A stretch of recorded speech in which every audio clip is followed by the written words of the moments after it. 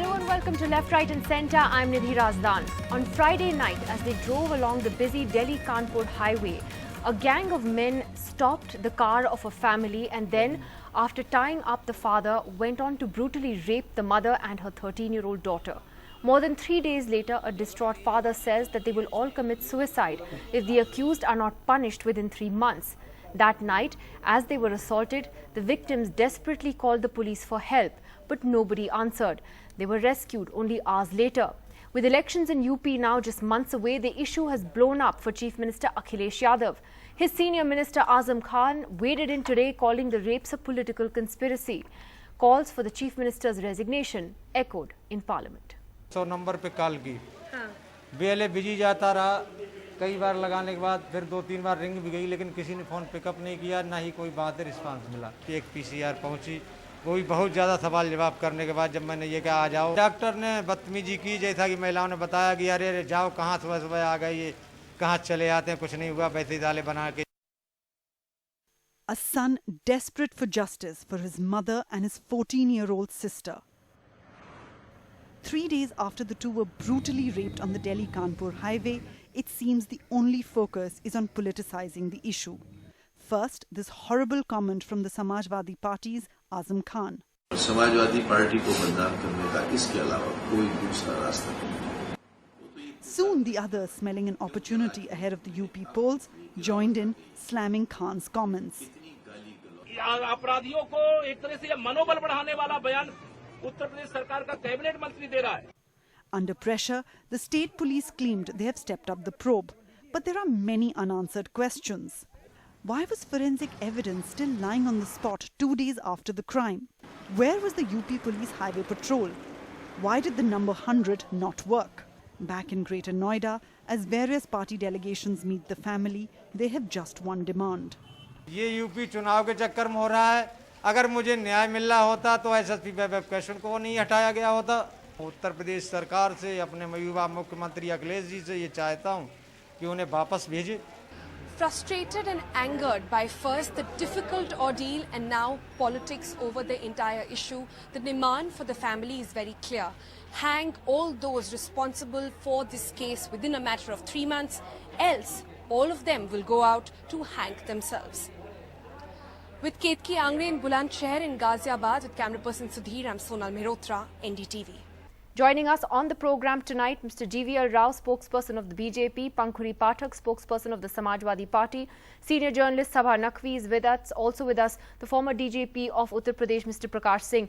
I'd like to ask Mr. Singh first before we get into the politics. Sir, would you concede that there have been major police lapses that have taken place in this particular case? When the family dialed 100, the police number, there was no answer for a long time. The police were reluctant to register a case, which is something we keep seeing again and again.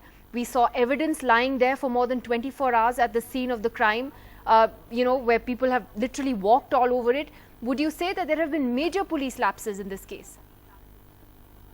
Look, Nidhi, I have not been to the scene of crime, but going by media reports, whatever I have heard, and also by the first-hand account given by a member of the National Commission for Women, there appears to have been serious lapses on the part of police, because they did not. I mean, the 100 number which was dialed, probably there was no response from that, and police also in the initial stages, they were taking it as just one of those crimes. They did not give it the serious attention which this incident deserved, and there was delay in reporting and probably not very sensitive. I mean, you could even say insensitive handling of the victims of crime. That also happened.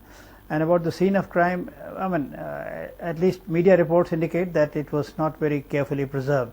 So, I mean, if these reports as given out in the media are correct, definitely there have been lapses on the part of police which could have been avoided. Well, I want to ask the Samajwadi Party spokesperson Pankhuri Pathak, how do you feel when a senior minister like Azam Khan makes a statement like this, as a young woman yourself? To say that the entire thing is a controversy by the opposition to defame the government. You know how anguished the father sounded when he heard that. You see, this is a very unfortunate incident, and I feel that no one should politicize it, no one from our party or from any other party. And today even the victim's father said that he's very upset with the sort of politics that is going around this issue, and this is not our official party stand. I don't know what facts Mr. Azam Khan has that made him say that it's a political conspiracy. As far as we know, it was a case of robbery by a gang that operates on national highways, and we are still interrogating, and we have got some leads, and probably we'll be arresting all of the So you're saying persons. Azam Khan should not have said this? Yes, obviously. I think, see, everyone is trying to do politics around this issue with the UP election so close by, and we have seen several leaders making such statements, and some people have been blaming the Samajwadi Party directly, as if, you know, we were the people who are behind this incident. So I feel nobody should do politics on this issue, including Mr. Azam Khan, and I don't know what made him give that statement, but this is not the official party line. It is a crime. It has to be seen as a crime. And if someone is making political statements on this issue, taking political mileage out of it, that is a separate issue. It should not be I think done. it's important that as the Samajwadi Party spokesperson, you're making that clear on Azam Khan. And Mr. GVL Rao, would you concede that at least the SP spokesperson today is saying that someone like Azam Khan, even someone as senior as him, shouldn't have made those distasteful comments? No, but how can they simply get away every time Azam Khan makes those obnoxious comments and simply saying this is not the party line? I think they cannot simply get away. They have to. Have they publicly disowned his comments? Have they taken action against him? I think we have shown our sincerity when one of our party members, one of our party office bearers in the state, made distasteful comments about Miss Mayawati. I think we had expelled him from the party. Azam Khan is a serial offender, and simply by making these slight comments, SP cannot distance themselves from such comments. Sir, but you did not expel Sangeet Som or Can Sanjeev I Balyan or finish? Mr. Mahesh Sharma. I think it's not a question of a random crime happening in Uttar Pradesh. I do not think one should really politicize a rape incident. But when lawlessness prevails and rule of law does not prevail in Uttar Pradesh, when Gundaraj prevails all over the state, when simply there is a free run for the Gundas and for the mafia in the state of Uttar Pradesh. Sir, and if the this is crime not statistics- politicization, I crime don't know what statistics- is. Can I finish my statement? Crime statistics speak for themselves. Uttar Pradesh ranks #1 only in atrocities on women, That's on true. Dalits, and number of incidents that happened during the rule of Mr. Akhilesh Singh Yadav itself shows how badly governed the state of Uttar Pradesh I'm going is. to come to those I think statistics in answer more that. they have detail. talked about, But there are you some raised an 3,000 important point that it's not some enough, Pankuri. 3,000 rape Yeah, incidents. it's not enough to do 3,000 what you rape say. incidents. You have to, the party has to act against Azam Khan because he's right. It's like a pattern. He says something incredibly insensitive, incredibly tasteless, and you know the party distances itself and doesn't do anything about it. I think it's very easy for BJP to make such allegations, but they don't act by what they say. They have not expelled any of their leaders. I think Mr. Dayashankar Singh was only expelled because of the upcoming UP elections, or else they wouldn't have expelled him. Like they have not expelled Sangeet Som or Sanjeev Balyan, Dr. Mahesh Sharma, Yogi Adityanath for all the sort of comments that they have made, the sort of communal comments that have been made in the past. And when it comes, the BJP spokesperson just said that he's not trying to politicize, but this is exactly what he's doing, and everyone in the BJP is doing the same. And you know, it's not as if this is an isolated incident that happened in UP, in Delhi, which is under the central government's rule. 3 minor girls have been raped in the last 2 days. I don't see anyone from the BJP talking about that. And there's a girl, 14-year girl, who was raped and then she was burnt alive, and then there was another girl who was fed a corrosive substance. She was also 14 years old, who died. But no one is talking. You are in a mode of denial. Look, Nidhi, see, what we need to realize is it doesn't make any of that okay. And okay, let me get Vrinda Grover in, who's not with any political party. And Vrinda, when you see how this case has played out, it's like deja vu. You know, everything in the rule book has been thrown back at these people, from the police helpline to the police response to the way the doctors questioned the rape survivors when they went over there. It's appalling. Absolutely, Nidhi. On your show itself, you have discussed these issues, you have raised these issues. Where is it that the political class does not understand that violence against women today is something so epidemic and so foundational that it is shaking the way in which we are conducting our life? We cannot travel, we cannot work, you cannot go to school, you cannot leave your child before you go to the market. It is pervasive, it's pervasive across states. But what is also pervasive across states is that the systems are not being put in place. The SHO has been suspended. Why is there no charge of section 166A against that SHO? Why is it that we are not securing accountability?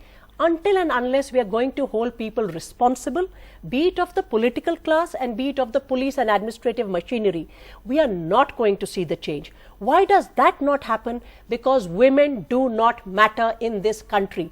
Women's rights and violence against women is only used for politicking and political sloganeering. If we want to see the change, let that SHO go under 166A. Suspension and transfer are euphemism for inaction. What is 166A for our viewers? 166A under the Indian Penal Code, introduced in Criminal Law Amendment Act 2013, says if an FIR is not registered of sexual violence, if the investigation is not done in accordance with law, there will be a criminal case registered against the police officer concerned. Nobody has done that and nobody will do it in any case. When we are not going to pay attention to what is going to change the manner of investigation, the manner of prosecution, of course you will have acquittals. This case is again, this incident is again an illustration, there is no fear of law. Where is this impunity coming from? It's coming from the confirmed belief that the legal system will eventually not be able to harm them. Convictions alone will turn this tide. And what you're saying is an important point, that it becomes a subject of politicking and doesn't go any further than that, which is why, Sabha, why is this issue something that could potentially blow up ahead of the UP polls on the issue of law and order, on the issue of women's safety? Because it will become an issue of politics, it already is.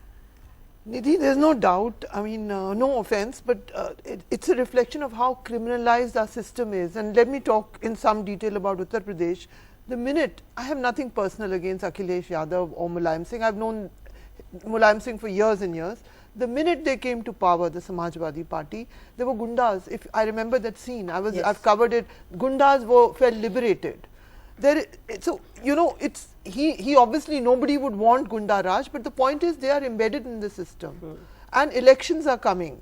So you possibly Mr. Azam Khan made this because they are giving patronage to many gundas, and this goes across parties. But let me stick my neck out and say it is less likely. Even the BSP has given tickets to murderers and criminals, but because their social base is their fundamental social base is more likely to be a recipient of violence as opposed to the Latayat class. That this language I use from years of covering the Hindi heartland, which would be the social base for the SP and even the BJP, which has not had a chance to rule UP for a long time, many years. Their social bases are like this, and when you're not able to give any real economic opportunities, and so you give patronage to people who extract, and that is how criminality increases. And SP gives patronage across. They are a very well embedded structured party with deep roots in the state, and at every level there are criminal elements who will be required for the election. And what you're saying reflects in it does reflect in the Crime Record Bureau statistics. Pankuri, I'll take that to you, and what GVL Rao raised as well, that in terms of just crimes against women, Uttar Pradesh tops the charts. Yes. You know, it's right up there. It has the dubious distinction also being with the most gang rapes as well in the country that have taken place in Uttar Pradesh, followed by Rajasthan and then followed by Delhi. And it is, as one article puts it, an alarming consistency. This is not a record that UP should have, but I'm sorry, it reflects very poorly on the Samajwadi Party government in the state. See, I know about the statistics that you're talking about. They are in absolute numbers. If you look proportionally per 100,000, then Delhi ranks 1, second is Assam, third is Rajasthan. And but that is, I don't think we should get into statistics. We know that it is a problem, and I totally agree with Vrindaji when she said that this insensitivity towards women is embedded in the system, and it pervades all across, not just the political class, but across administration, across I think every segment of the society. And with UP, it's just not like, you know, it's a problem with the Samajwadi Party government. This problem has been there because of the way the police works, and we are taking corrective measures. At least unlike the BJP, we are not in a state of denial. We have But seen you the are sort in a of state of denial. You no, have to we are take not. responsibility. Yes, Look, yes. as the ruling party, let me you have to finish. take responsibility Yes, for what's happening in we UP. took responsibility. We took responsibility, and that is why so many senior officers were suspended. And What about Azam Khan? What about him? How can you allow a man to make this kind of thing about a mother and a daughter?